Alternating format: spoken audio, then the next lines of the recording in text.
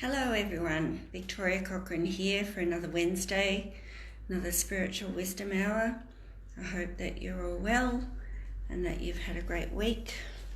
Tying myself up. So the days and the weeks are flying by, and it just seems like yesterday when I was online with you guys. So today I thought that we might talk about what it is like to be, or what it means to be an earth angel. Hi Rachel, great to see you. I need to put my glasses on. So many of us are, and what does it mean? How do you know? And how can you kind of make sure that it is not as hard as perhaps it has been? Hi Priscilla, lovely to see you. Hi Maggie, great to see you back. So I'll just wait for a few more people to jump online.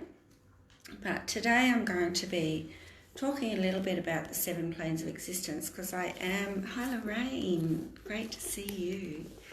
I love your rose. I am an advanced theta healing practitioner, so I'm trained to know about the planes of existence and to work with divine energy, the creator of all that is. And that's unconditional love, so it's not religion in any way. In fact, it's oneness, not separatism. So hi Sanjaya, great to see you. So I want to talk a bit about that and what it means if we are working in duality, because then we're working in self-sacrifice, and we don't need to do that. I'm also going to use this little book that I kind of picked up from a friend who lent it to me and then moved away, and it's called Earth Angels, and it is by Doreen Virtue, but it's quite a handy little book that can tell you a little bit about why you feel so different. And it has even a little quiz in here that you can kind of do.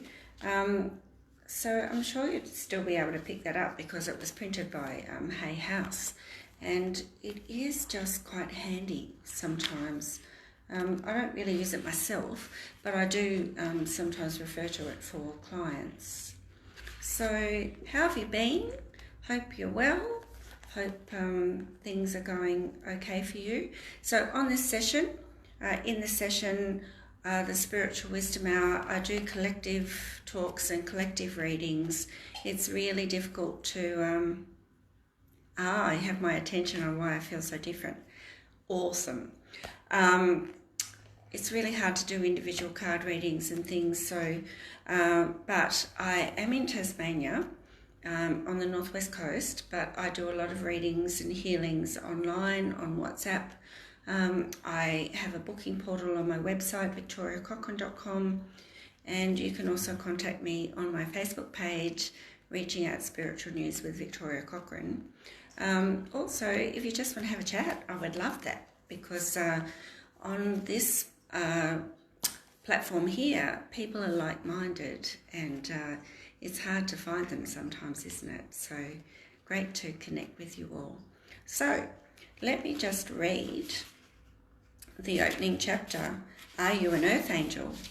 And this was written in 2002, but nothing's changed. And I tell you what, most babies born now are pretty old souls who have come in to save the planet, so they're earth angels too.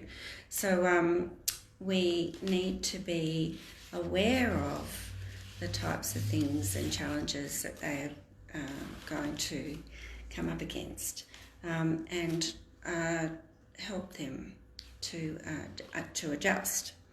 Are you an earth angel? Do you feel different from other people, as if you were dropped off on this planet and wonder when someone's coming to take you home? If so, then you may be an earth angel. If you have a passion and talent for healing, teaching, or helping others, yet you yourself have substance abuse problems, weight issues, relationship challenges. Are you ticking? I hope you're not ticking all the boxes. That would be really, really hard. And the like, then you may be an earth angel. If you're highly sensitive and you abhor violence in any form, then you may very well be an earth angel. So lots of earth angels are very empathic, very sensitive to other people's energies, just want to be loved, can't stand violence, or just really don't know how to love themselves even sometimes. An earth angel is a soul with non-earthly origins. Although all souls originate from the same divine source, our environment and personal history often shape our personalities and physical characteristics. For instance, those who spend most of their time surfing at tropical beaches will have different looks and mannerisms than people who hole up in their inner city offices every day. So she also says that the lives we've lived have impacted us, and the soul family that we move around within also impacts us. The karma that we've created or picked up, all of those kinds of things. Hi, Kathy Ann. Lovely to see you. Not everyone is an earth angel, of course. For this role, God called in the biggest and brightest sparks of light for the transition to the new age of peace. But of course we would have agreed. Okay, so we all have free will. So just because we're offered the big job doesn't mean we have to take it. Because if we do, but we are going to have a really hard life, then we're sacrificing our energy, and Creator would never ask us to do that. Those humans who aren't earth angels are living lives purely for their own growth, rest or enjoyment. Good on them. They may seem dense or decidedly unspiritual, yet they're divine sparks of life too. Their lives have simply been dedicated to human earthly concerns. But in the next lifetime or lifetime after that, that's when they'll start evolving. So all paths lead to the light. Some people just get there quicker than others. So if you're an earth angel then, Doreen goes on to say, and I'm reading from this book today. Hi Wendy, lovely to see you. Then you're a powerful light worker with a legacy of healing and miracles behind and in front of you. But you're also likely to come in with maybe a lack of confidence, or have come in with such gusto of wanting to save the planet and then quickly lost your way in the denseness of perhaps your childhood, which might have been fairly judgmental, or you might have been bullied, or we can lose our way pretty quickly, and then you lose sight of what your soul purpose was, become disconnected, and then really just very dispirited. And so if you're finding that is the case, then hopefully this session will help you to start remembering who you are. And some people just think that to have a soul mission and to be an earth angel who's come in to help people, that they really haven't done anything and they haven't fulfilled their soul's purpose on earth.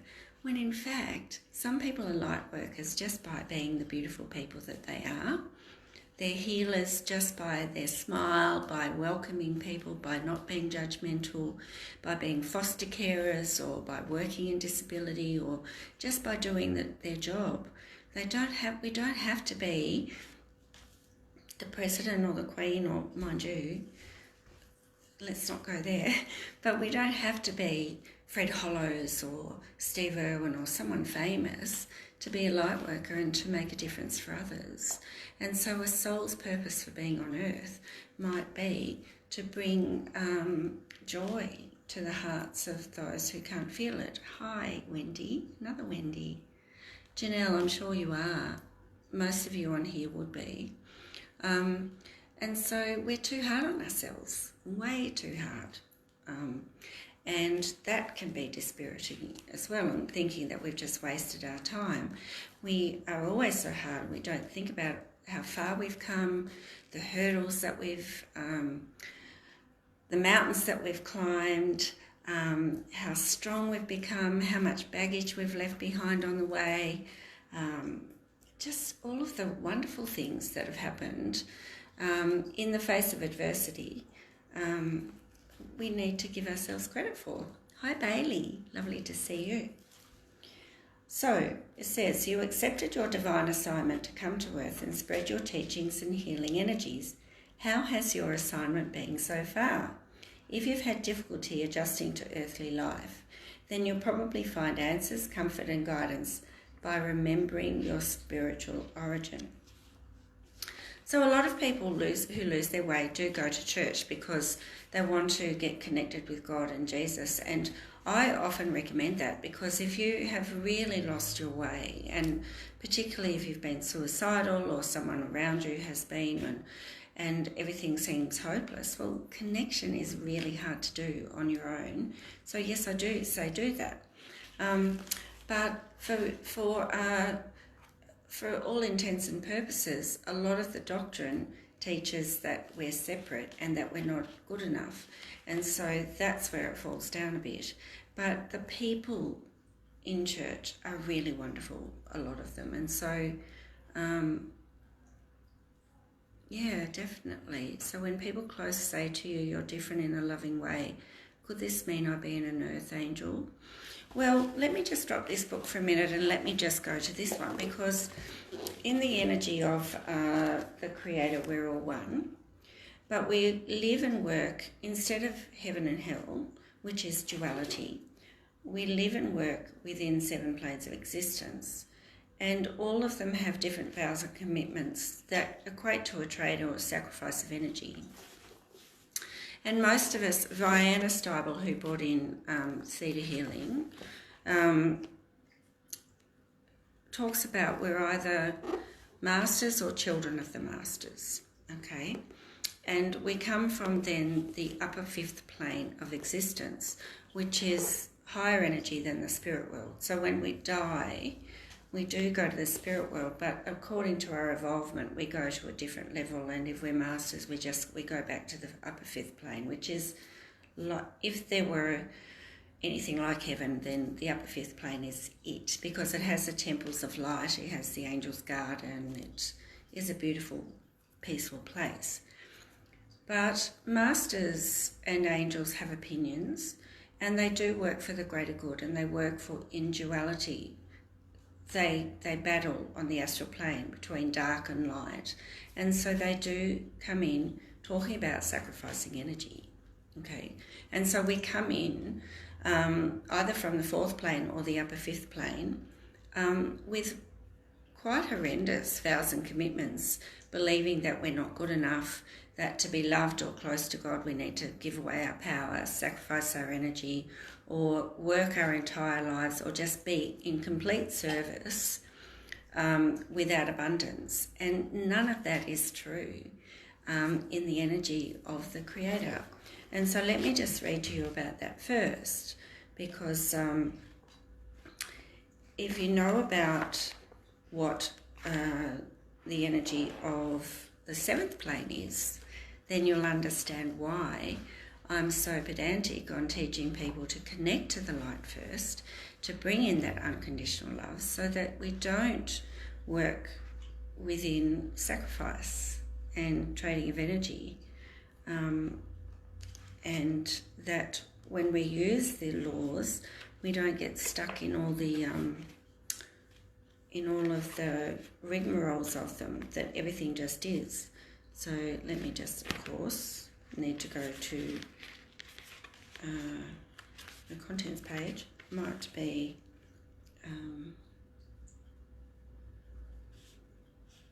Universe and Beyond. I probably didn't bring the right book, but anyway, basically everything just is, and it's unconditional love, and there are no conditions. It's just essence of light. It's the highest dimension of love that a human in a dense physical body can access. And so it's just bliss and beautiful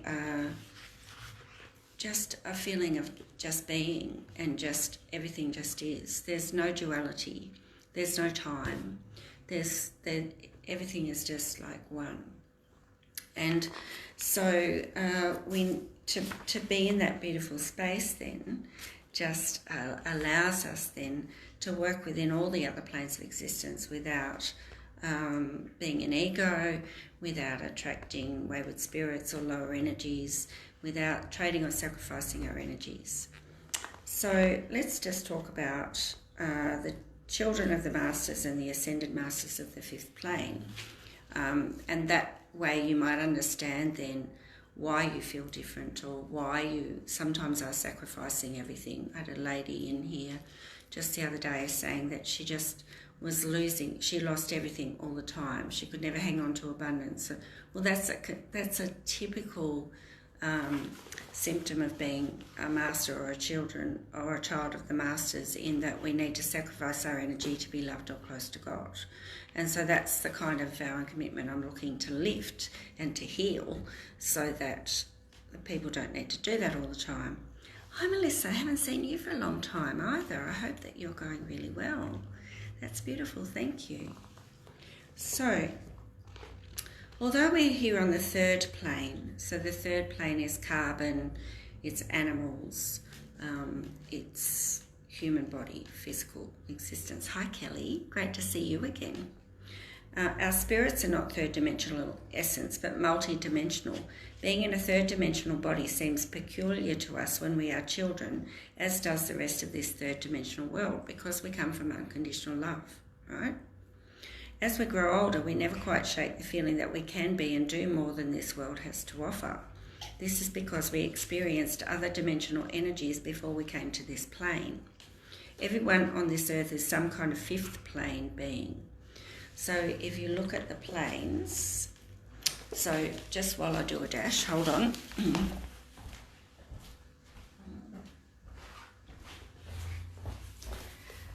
So this is my advanced DNA theta healing course certificate, but I'm showing you how the planes of existence are represented.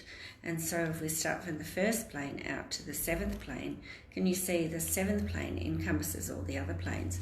And the first plane is the crystals, the minerals, earth, non-organic matter. The second plane is plants and vitamins. The third plane is earth, carbon-based, animals, humans. Fourth plane is the spirit world. The fifth plane, there are two levels. So the lower fifth plane, which is where the fallen angels are, we never go there. The upper fifth plane is the angelic kingdom, the temples of light, the angel's garden, where the masters and angels reside. The sixth plane is where the laws are and the Akashic records. And the seventh plane is the creator of all that is, or the source of creation. And can you see it encompasses all the other planes?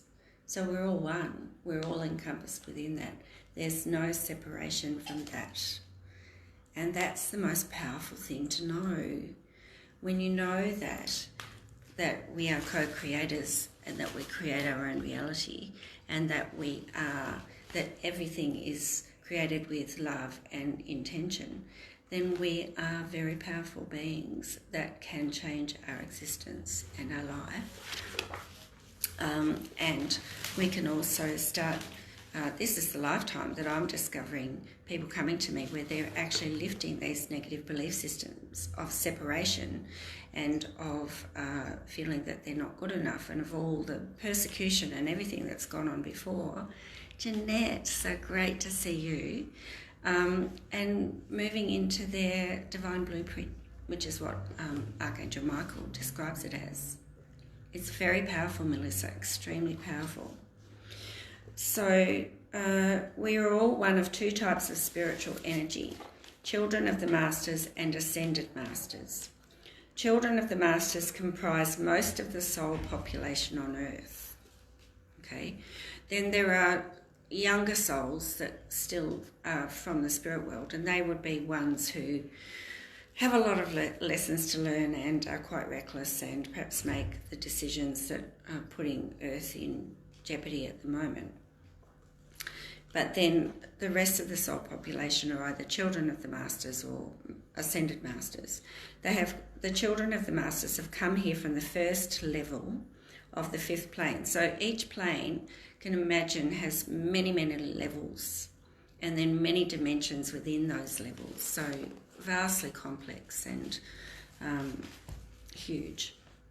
They live many lifetimes, resolving the karma of negative lifetimes and working toward their mastership, learning to become beings of pure light. Once they have learnt the lessons of third dimensional energy, they are sent home to the fifth plane to begin an even higher phase of learning.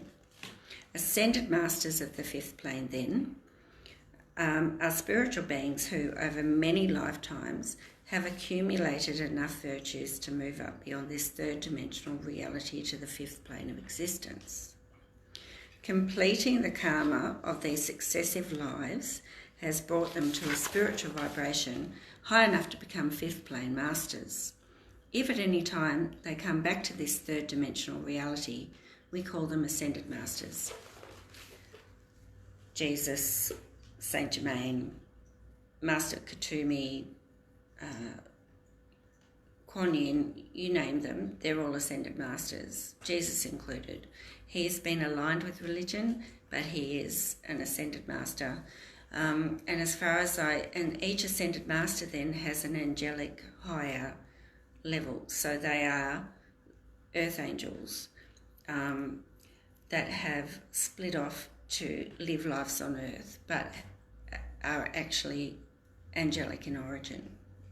So angels never live lives on earth, but they can have aspects that can become human and are a higher level of evolution, so achieve mastery. It's kind of complicated, but if you just think of it as angel, master, and then human, But then we can not live lives on Earth. We can not just on Earth. We can live on other planets. And Dalai Lama he's the only ascended master that I know of who's come back 7 or 8 times to be the Dalai Lama. Yeah. So otherwise, Saint Germain, I think, is St. Francis Assisi. I could be wrong, but he's also been Christopher Columbus. He's also been Joseph, Jesus' father. Lots of those high lifetimes with lots of very hard lessons as well. But the harder lessons we have, the greater the mastery, and the more we know the more knowledge we have to help other people and the earth. So it is about being in service, okay? But that's where the self-sacrifice can come in. So the knowledge that we can connect to Source and then help, but still deserve to be abundant and still deserve to have an equal exchange of energy and not to learn lessons at the expense of our health and well-being is really important, okay? If at any time they come back to this third dimensional reality, we call them ascended masters. I believe that they come back to teach us the meaning of love and to help us graduate to a higher form of evolution so we don't destroy ourselves. Ascended masters come into this dimension with a spiritual energy that is multi-dimensional. A fully aware and awakened fifth plane being can go from a solid embodiment as a human being to a spiritual embodiment.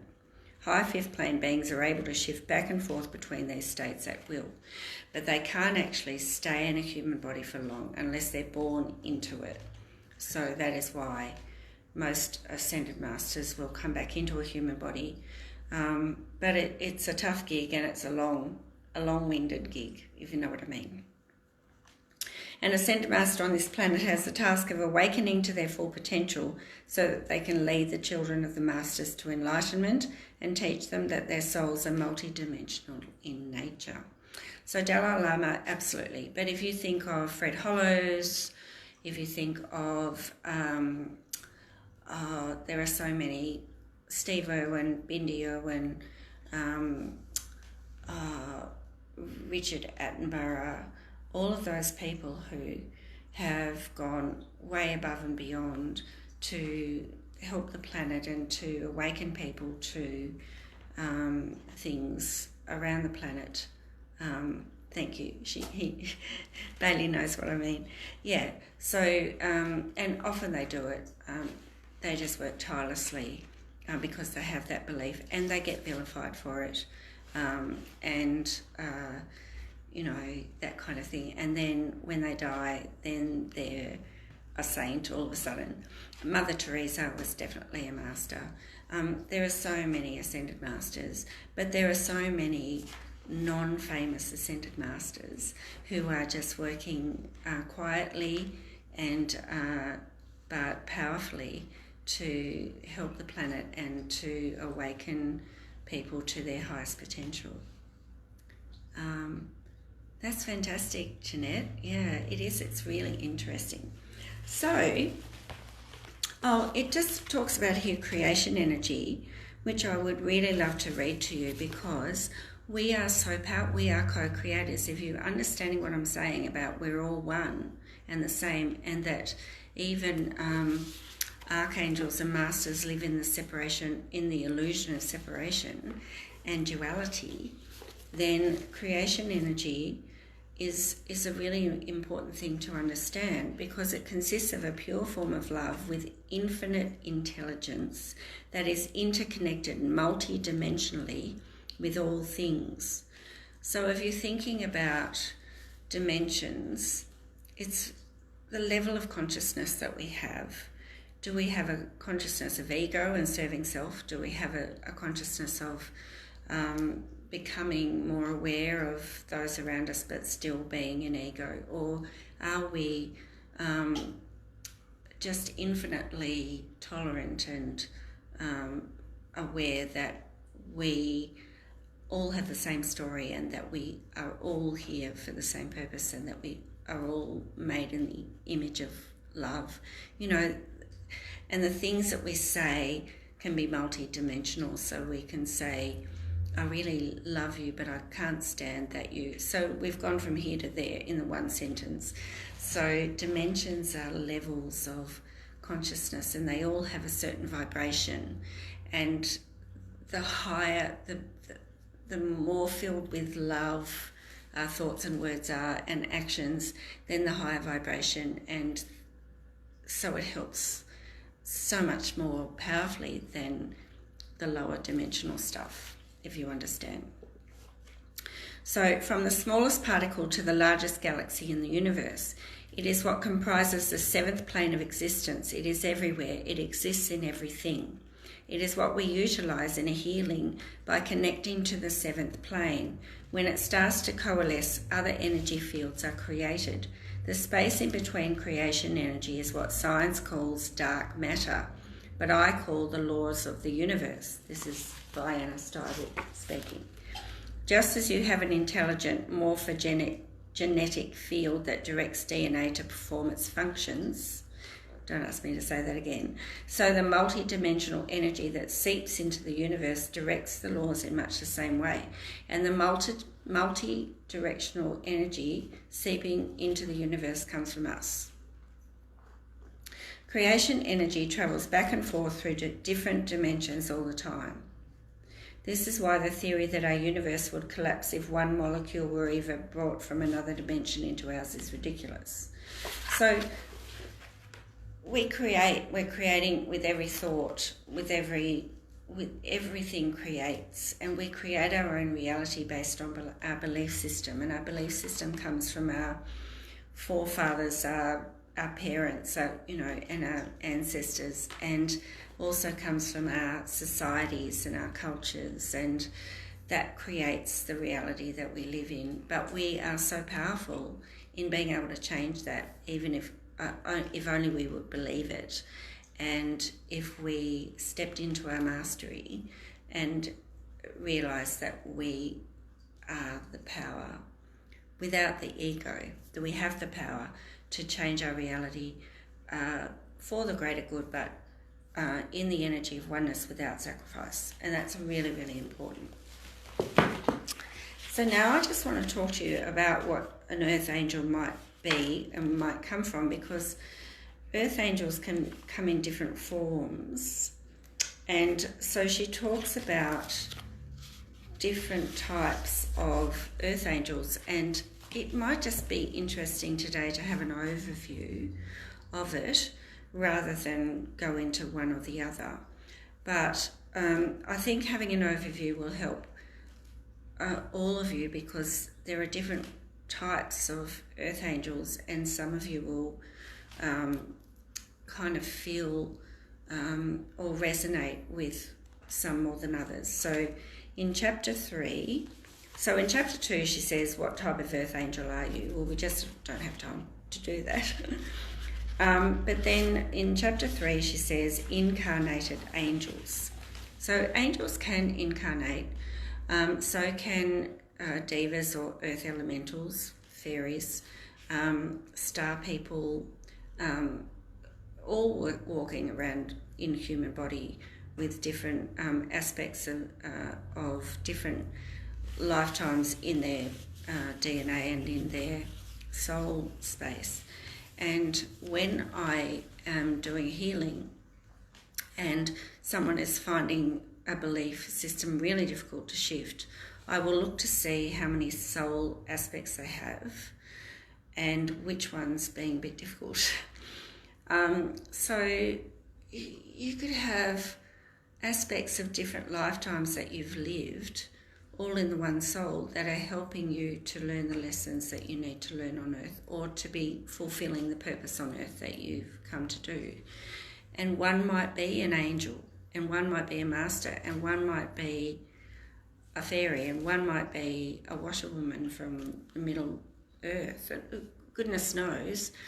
And so they're all kind of in there with a mishmash of experiences and lifetime trauma and all sorts that can enhance or detract from your experience on earth. And some of them need healing, and that's the kind of work that I do. It's incredibly interesting. So she talks about incarnated angels, and that they date back to the time of Apostle Paul, and some angels briefly take on human form. So remember, she said that they can actually go into human form and then back again very quickly. And so there are stories of people who nearly have an accident, and then these big burly men appear and get the car back on, and then they can't find them. You know, lots of different stories of being saved and then not being able to ever see those beings again. So that's where angels can just come in and save us and then go. They can briefly take on human form to prevent a tragedy and then vanish without a trace before the humans involved have a chance to say thank you. Yet there are other incarnated angels who elect to live their entire lives in a human body, and they're probably among the dearest light workers imaginable. But sometimes they're the ones who probably sacrifice the most. Okay, so here's her list of what incarnated angels often do. So see if you can relate to any of this. If you can, then perhaps you're the type of earth angel that is actually an incarnated angel. Incarnated angels tend to have sweet, heart-shaped faces, look like angels, whether male or female, have cupid bow lips and large doe eyes that radiate innocence and love, have overeating or weight issues, be a fixed astrological sun sign, Taurus, Leo, Scorpio or Aquarius. Oh, thank you, Jodie. That's fantastic. Isn't it? It's great that I always just, for me to do is going to help some people like you, so that's fantastic. I think a sign for me is that I love to shop, and I just can't ever have enough. I'm not particularly materialistic, but I just love shopping. Being professional helpers, such as teachers, Yes, I'm a teacher. Flight attendants, nurses. There you go, Jeanette Marie. And counsellors. Lighten or highlight their hair, no matter what their genetic race is. I don't like to go grey, so I do that. Have difficulty saying no and feel guilty when others help them. Oh my goodness, so many of us would be able to relate to that. Love angels and have collections of angel statues, books, jewellery, etc. Have extra guardian angels, seem to glow with a huge aura around them. Fall in love with someone's potential and try to coach that person to greatness. Have codependent relationships with addicts and alcoholics because they want to save them. Stay in relationships much longer than the average person would. So they're what incarnated angels tend to do. I'm often asked about reincarnated angels. The term incarnated is more accurate though than reincarnated. An angel may have lived more than one life in human form, but if their most recent realms were angelic, the telltale characteristics belie their true spiritual origins. Many incarnated angels struggle with health challenges, especially fibromyalgia, chronic fatigue syndrome, and gynecological problems. Louise L. Hay, the author of Heal Your Body and Heal Your Life, says that female health issues stem from denial of the self and rejecting femininity. But angels are androgynous. They're neither male nor female. Well, they're male and female, but they're pure energy. And that fibroid tumours and cysts come from nursing a hurt from a partner and a blow to the feminine ego. So there you go. So that's just a little glimpse of what an incarnated angel might be like. They like to shield their energy and that kind of thing. So there's lots of angels and assertiveness. Incarnated angels are born to help and heal, and they come to Earth ready to enact this mission. However, this eagerness can create difficulties if it's unbalanced. So they, for example, they can carry optimism about and love for humanity that they often have difficulty saying no, and they're not very assertive. They often apologise for asking for help or don't delegate at all, and then resent the fact that no one's helping them and that they have to do all of the work. Bailey says, I was only just saying the other day that I don't identify as trans or gender fluid, but both male and female at the same time, all the time. There you are. Wow. You know, I was just watching a show, I think it was Four Corners yesterday, about binary, people who identify as binary, neither male nor female. And now it just clicks to me that perhaps they are incarnated angels, and that's why. And so the biggest lesson there is self-acceptance and standing in your own belief so that people accept you. Because when you do, when you accept yourself for that and for who you are, then you're not judging yourself, so you're not giving allowances for other people to judge you, and they will accept you. And that is a powerful lesson for everyone on earth, and so like an earth angel to do, I would say. So wow, thank you for sharing that, Bailey. This can result in a martyr-victim complex in which the incarnated angels feel that everyone is taking advantage of them instead of realising they've created the situation. They feel guilty for asking for help, and sometimes they don't want to ask their own guardian angels for help for fear of bothering them. So also many incarnated angels give a lot but don't receive, and perhaps aren't very good with money either. So that is just a snapshot of that. Then incarnated elementals. So elementals are nature spirits, nature sprites. They're nature themselves, what we call devas or fairies. And they can be quite impish and quite mischievous. So this is one of the easiest groups to recognise among the 5 categories. Like the incarnated angels, incarnated elementals physically look like their namesakes, that is, fairies, elves, pixies, gnomes, leprechauns, mermaids, dolphins, incarnated animals, and unicorns. No, I haven't gone loopy. I'm reading from Doreen Virtue, but I bet you can think of someone who is an incarnated elemental because they'll be a greenie or someone really fighting for the planet. And very close to nature. Besides the guardian angels that we all have, this group has fairies as their protective spirits. Very often members of this group have reddish hair, whether it is full-on red, auburn or strawberry blonde, and a Celtic heritage or appearance such as a ruddy complexion or freckles. Angel or elemental is the question. Perhaps you saw yourself in the previous chapter about incarnated angels. Still, you identify strongly with the descriptions of elementals.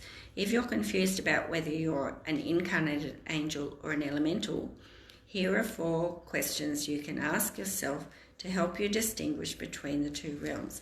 Now, elementals come from the 2nd plane of existence. So they come from plants and vitamins and that plane. So angels come from the upper 5th plane. So the frequency of the energy is quite a bit lower with fairies and elementals, and the questions here will tell you why. How do I feel about rules? If you're an incarnated angel, you usually obey rules and get angry at people who break them. However, if you're an incarnated elemental, then you can't stand rules and think that people who abide by them are wimps. Is there mischief in my eyes? Elementals are fun-loving beings, often practical jokers, and are always looking for a laugh. If you wonder whether you're an angel or an elemental, ask a close friend if you have here comes trouble eyes. This is a characteristic unique to elementals. What type of wings do I have? Angels have feathered wings, while many elementals have butterfly or dragonfly wings. The only exceptions are incarnated mer angels, who are half angels and half mermaids, and also incarnated unicorns, who sometimes have feathered bird-like wings, which are etheric, not physical. So, to determine your wing type, consult a clairvoyant. So I would be able to see what kind of wings you have, or go within and feel for yourself. And so for those of you who've always had achy back right where your shoulder blades are, or heaviness there, they're actually your wings. Also note your body type. Incarnated elementals have slim bodies, with the exception of voluptuous mer angels. Fast metabolisms and sensitive nervous systems, while incarnated angels have voluptuous bodies, slow metabolisms, and mellow personalities. Isn't it? It's fascinating, really fascinating. What is my relationship? This is the 4th question to find out whether you're an incarnated angel or elemental. What is my relationship to addictions? Most incarnated angels are codependents, while elementals are the addicts. Elementals love to party. Angels love to rescue. The exception is that many incarnated angels are addicted to food. Other distinguishing characteristics. Sometimes incarnated elementals are unsure whether they might actually be from the realm of the wise ones. We haven't got to that yet. That's because elementals have ancient histories and relationships with wizards, witches, and sorceresses. Hi Linda, lovely to see you. So the wise ones feel very familiar to incarnated elementals. After all, the elementals were there when the witches were burned, so they may have residual pain from that era, even though they themselves weren't killed. Interesting. They may have memories of the burnings and confuse them with their own recollections. The primary difference is that elementals are much more playful than wise ones, who tend to be extremely serious or even sombre or stern. A lot of incarnated elementals are wacky. They get themselves into trouble with jokes that don't come off or are a bit inappropriate and offensive. In the spiritual elemental kingdom, the fairies, elves and others hold nightly parties filled with dancing, singing, storytelling and laughter. Occasionally when I'm in bed I can just hear a tinkling like that. Also I often hear a clang or something when they want to get my attention. So they're not polite, they have their own vows and commitments and they have their own ways, and they're pretty kind of direct and sometimes a bit rude, and they will just also elementals in the Diva kingdom. If you ask them to help you with a garden, or if you ask them to do something for you and then you don't give them something back, then they'll just pinch it because that's, well, I did that for you and you haven't given me anything, so I'm entitled to take it. So that's not what an angel would do, and it's a human with good manners wouldn't do that either. But that's the difference, okay? And so if you bought fairy cards and then you bought angel cards, you can immediately tell the vibration is a bit lower with fairies. They just have a very direct, sometimes offensive or rude manner, but they do an amazing amount for the planet. So, yeah, that's just their way. And so if an elemental has reincarnated or incarnated, and I in my time doing this have actually helped many fairy kings and queens incarnate into humans and actually hit them with Creator's light and then watch them go off to incarnate. Was pretty, I don't really do that anymore, but used to do it quite a bit, and also have been down into, from the Angel's Garden, you can go down into the elemental realm and into the cave and help protect the waterways and do things like that. And so on the opposite, quite often I've helped them and then I've just found a crystal somewhere. They've actually left one for me to thank me. So what does it mean if I still can't fully distinguish between the two?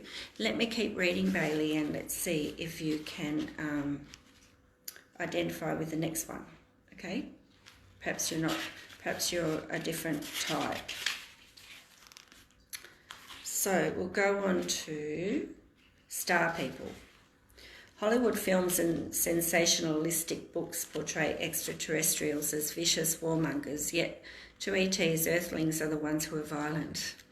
And actually I have written, my third book is about that. I don't know where I've got it now.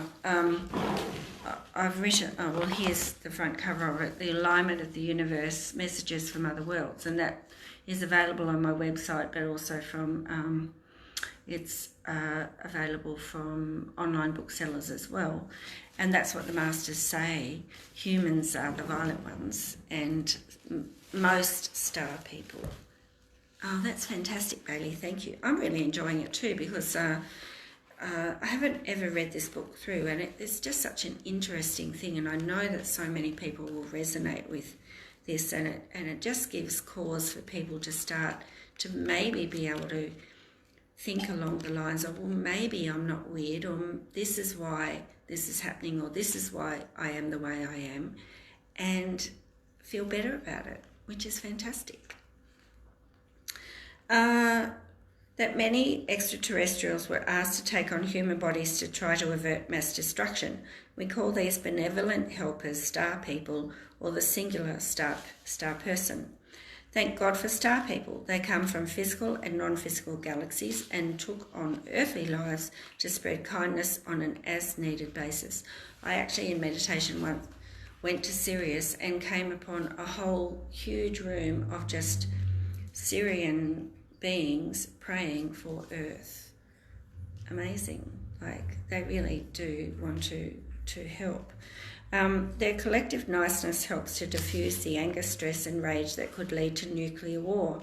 If Earth is destroyed, the negative effects will ripple through many galaxies. The star person's assignment then is to prevent nuclear war at any cost. The main avenue for this lofty goal is through the expression of kindness and common decency to others, a domino effect of sorts. On any given day, star people calmly smile as they perform unselfish deeds for those whom they meet. Those whom they help barely notice them, yet star people don't perform acts of service in order to gain accolades. Such deeds are an innate necessity to them, as if some sort of inner programming compels them to act. They aren't concerned that people rarely thank them. Absolutely, Lucy, which is fantastic. Just make sure that you do get that equal exchange of energy, otherwise you get drained and then you can get sick. I also want to say that if you identify as an earth angel, you possibly could be a star person and have lived another life on another planet. You know, we're not limited to just always incarnating on earth. Star people are everywhere that kindness is needed. They are grocery store checkers, postal clerks, bank tellers and customer service agents. With their wallflower looks and personalities, star people prefer to stay behind the scenes. Their mission doesn't call for high visibility. Quite the contrary, star people are undercover do-gooders who hope no one notices them. This is the first earthly life for many star people, and I have come across people like that who just can't cope with the emotions, because star people are kind, but they don't really, on other planets, they don't have the emotions that we do. And so the love and that feeling of bliss and just of beingness, yes, but anger and hatred and all of that, no.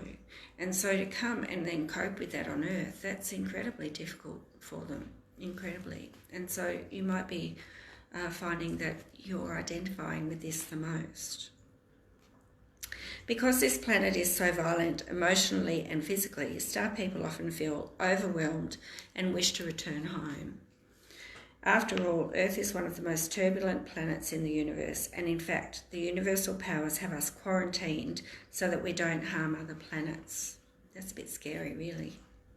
Earth is considered as volatile as a teenager on steroids wielding a loaded gun. Okay, so that's about star people. They often have distinctive physical characteristics that set them apart. Rarely average height, most male star people are tall and thin, with the female star people being small in stature with either thin or heavy-set bodies. Of course, there are exceptions, but in general, star people's bodies, like their lives, are usually out of the norm in both height or weight. They have paradoxical personalities, so they can be eager to help but guarded and standoffish or cold. And they often wonder what life's purpose is and are relieved to find out that it involves being helpful on an ongoing and non-specific basis. Okay, so then the wise ones are reincarnated sorceresses, high priestesses, sorcerers, wizards, shamans and witches. Now, I came across a lady just recently who I'm sure was a high priestess in Atlantis or one of those worlds, because she was feeling really frustrated with people who just had given away their power and didn't realise how powerful they are, and just was really angry about that.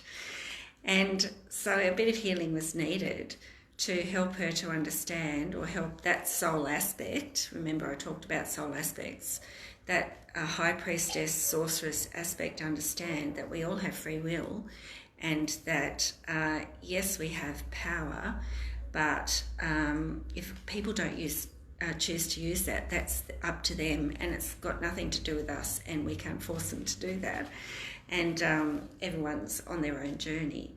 So that to me was like, wow, you've been a high priestess. That is your soul aspect. She was a wise one. Okay. Intense, exotic, eccentric. The wise ones glow from the inside. They look like romance novel characters, usually with long silky hair, oval faces, and haunting eyes, complete with a lifetime of shadows beneath them. Earth angels from this realm possess profound wisdom and are highly intuitive. Their eyes are penetrating. So if you're a wise one, you're still an earth angel. You're just a different sort. Lucy says her son is definitely a star seed, very sensitive, heightened sense of smell, sight, very caring and loving, can detect BS a mile away, and is very often alone. Wow, there you go. Isn't it great when you know, then you can start to put in place some strategies to cope or to help that person cope. Or just let them in on the secret so they understand themselves. Their eyes are penetrating, and there's no point in pretending or lying to wise ones because truth is apparent to them. Eccentric and flamboyant, wise ones love to dress in flowing garments reminiscent of romantic eras in the past. There's a certain element of mystery accompanying each member of this realm.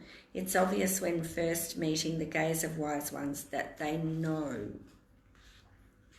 The wise ones are humans with past lives in which they have learned how to channel their power into miraculous healings and manifestations, including the ability to affect the weather and material objects, such as telekinesis, levitation, and so on.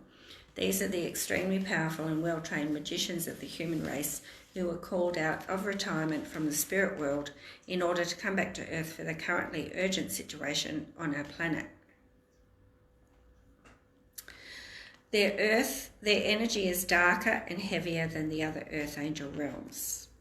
Wise ones, I reckon I met one the other day, and she was lovely, really wise, but very eccentric looking, but incredibly powerful.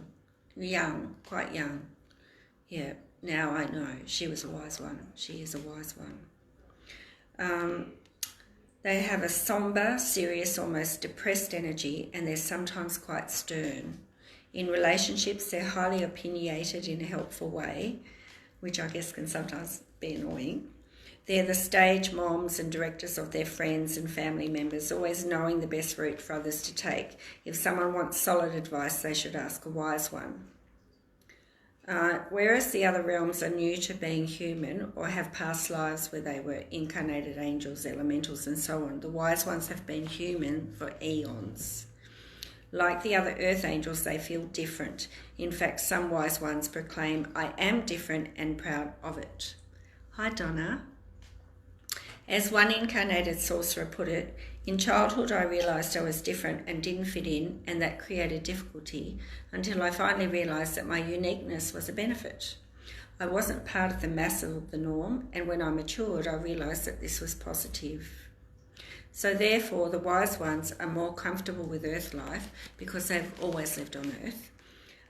They're realistic, compassionate and patient with people, and they've learnt to enjoy their time here. So there you go. So that, and then there's one more category, I think. Or maybe that's it. So we had walk-ins. I missed that one. Okay, I knew there was another one. So walk-ins. So we've had incarnated angels, incarnated elementals, star people, wise ones, and walk-ins. A walk-in is a soul who bypasses the usual process of acquiring a human body through being born, going to grade school and so forth. They kind of just jump in, do they? Instead, the soul makes an agreement with another soul to make an exchange of life energy at some point. What usually happens is that the walk-in soul approaches a human who's depressed about their earthly life. I don't get a good feeling about this one. The walk-in soul begins negotiating during the human's dream time, saying, instead of your dying or committing suicide, which is a waste of a human body that could be used in service of the light, please allow me to help. When you're ready, I'll take over your body. I missed what book you're reading from. I missed the title, so it makes sense to me about our mission on Earth. Earth Angels. It's Earth Angels, Lucy. Yeah. By Doreen Virtue. Yeah.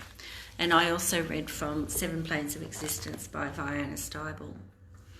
But the things that she's talking about, I have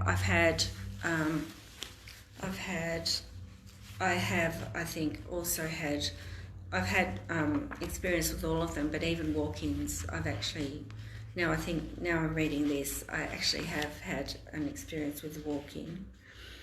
but actually it was more a takeover, and so that's, I guess they thought it was walk-in, but it was a takeover. So a new friend and I kind of worked with that soul to send them back, and they were actually star people. So that's another story for another time. But in this work, you see some amazing, fascinating things. I'll feed your... so when you're ready, I'll take over your body and you can go home to heaven with full honours. I'll feed your cat, help your children with their homework, call your mother every Sunday and take care of your other responsibilities. Thanks, Donna. So in essence, walk-ins are those who wake up one day and feel that their life is a bad dream or one they don't recognise, don't remember their childhoods or significant chunks of their lives, have a history of suicidal fantasies or attempts. There you go, Bailey, that's great. Have heard from friends and family, you're not the same person anymore. So I was thinking, it would be like, who are you and what have you done with my mother? Make sudden and drastic changes such as changing their first name, moving, divorcing, switching careers, adopting different religious beliefs and so on. And there's a quote from someone who says, I watched myself plop into this body and saw the other being wearily leaning into the angel that had come to escort her away, recalls Annette about her walk-in experience. Annette is no half-wit prone to flights of fantasy. She holds a master's degree in education, is the CEO of a natural care products company, and is also a former director of several large firms. No one would guess by looking at or talking to her that she's a walk-in.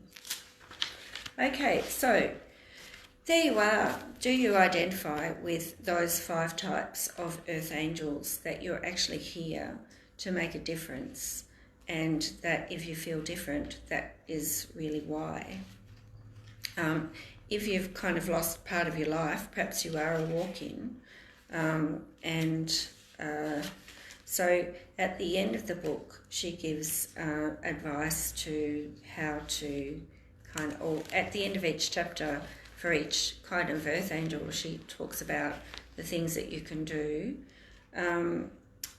But what she's got here is about 10% of my audience members who hear the description of the earth angel realms tell me I feel like I fit into more than one category. These earth angels know that they're light workers, yet they're unclear about their particular realm. Here are some points to consider. Energy. Tune into your overall energy blueprint. So, here we go. If you are sweet and loving, you're an incarnated angel. If you are warm and playful, incarnated elemental. If you're helpful but detached, star person. Serious, intense and regal, you're a wise one. Okay. Physical appearance. People in this realm of the incarnated angels are beautiful or cherubic, or have cherubic faces with large bodies. Incarnated elementals look like larger versions of fairies, elves, sprites, mermaids and leprechauns. Star people are tall and lanky or short with thin or large bodies, have unusual eyes and facial features, are plain in dress, they wear minimal makeup. And wise ones have long faces with faraway expressions in their eyes. They wear dark, flowing, coloured shirts and dresses and often have long hair. People who are incarnated angels love healing and service work, keeping relationships peaceful and happy. Incarnated elementals love teaching, entertaining, the arts and environmentalism. Star people love energy healing, particularly Reiki, being helpful as needed. And wise ones, teaching and practicing mystical, psychic and earth-based spirituality. A note about walk-ins. You'll notice that the walk-in realm is absent from the lists above. That's because a walk-in's characteristics depend on the realm from which the person's body comes from, as well as the person's soul. So I have no idea what the time is, but I guess my hour would be nearly up. But what I could say, is that whatever realm you're from, know that you had a purpose for incarnating and that you are very wise and very beautiful, and that you need to remember that, and that connecting to the unconditional love of the Creator and to your soul self will be really, really helpful in getting yourself back to who you are and what your purpose is. And start to notice the traits that you or whoever you're thinking of in the session have, and really start to work on the positives of those, okay? We tend to really, you know, if you know that you're an earth angel and an incarnated angel, and therefore those people tend to have bigger bodies, then you can start to really cut yourself some slack on always not being able to lose weight, for instance. So it's about empowering yourself, knowing the realm that you're from and the traits that you have, and using those to enhance your life. So I hope you've really enjoyed this session. I might just pull a card for each different kind of angel. Let's do that before I go. So if you've identified as an earth angel, not sure if this is going to work, but anyway, this is Doreen Virtue's daily guidance from your angels. So let's just, yes, well, watch it back again, Bailey, and it was a big dump of information, but I think we'll go on with this next week and maybe go into each one more in depth and just talk about how you can use those traits to enhance your life. So this is for incarnated angels. If you largely identify, because I can kind of identify with all of them except walking, I can't identify with that at all. But incarnated angels, let's have a look. Assertiveness. Remember that incarnated angels can be very non-assertive, very don't like conflict, and tend to say yes rather than no. So if you're an incarnated angel, this is for you. This situation can be healed gently and with love as you've requested, yet there's also a need for your strength and truthfulness with the other people involved. We will stand right behind you as you speak your truth, giving you strength and guiding your words. So if you've been having trouble with that lately, Archangel Michael is a wonderful one to call on for that. But yes, speak your truth and stand in your space and know that you don't need to apologise to anyone, which is what incarnated angels tend to do as well.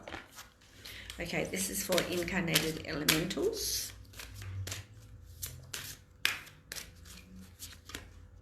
Heart chakra.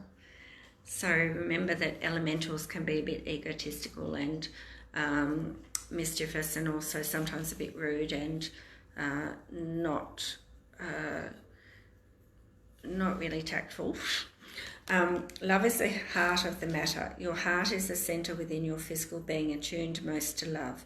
It's safe for you to love and be loved with an open heart as we stand by with perfect protection and guidance. So the next one is for, what was it? Now I need to remember. Star people who are kind and just want to help but can be a bit detached sometimes. Family. This situation is rooted in an emotional experience. Remember that star people don't come in with a really good grasp of knowledge of what emotions really are or can do. In an emotional experience with a family member, which we can help you to understand and heal.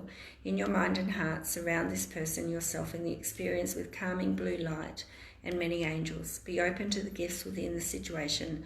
Allow yourself to feel peace. And the last one, the next one is for wise ones.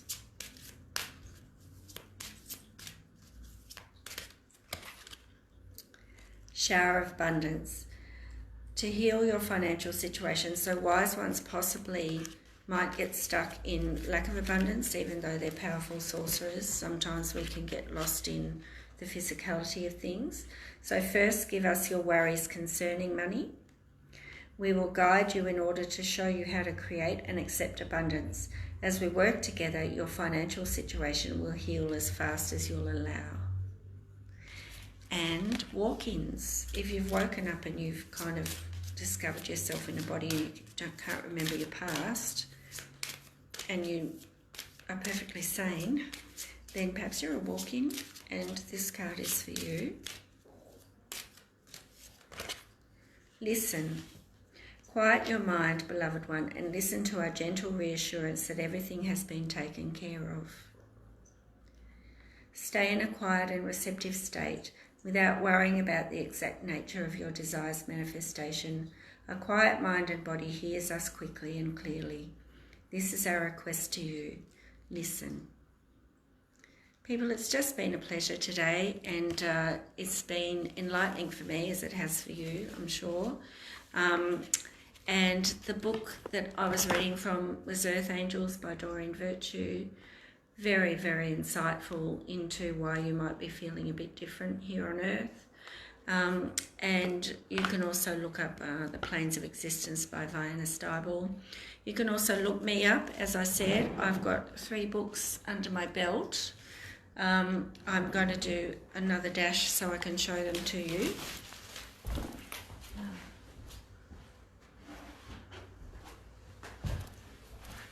You can always write to me, or you can order them off my website. So the first 2 are about ascension and our soul journey, but this one is actually about other worlds, and these have been out for a few years now. I'm working on my 4th one, The Book of Life, and it's coming along. Hi Tassie, great to see you. These are all channeled from the Masters, and very positive, and talk a lot about oneness and how we're all one and the same, and on our soul journey towards the light and enlightenment. So by all means, you can go onto my website, victoriacochrane.com. You can also find me on Facebook with Reaching Out Spiritual News with Victoria Cochrane. I put out a monthly newsletter with that same name, which you can subscribe to. And I would love to hear from you. And I will see you next week, 12 o'clock on Wednesday, Spiritual Events Directory. Bye for now.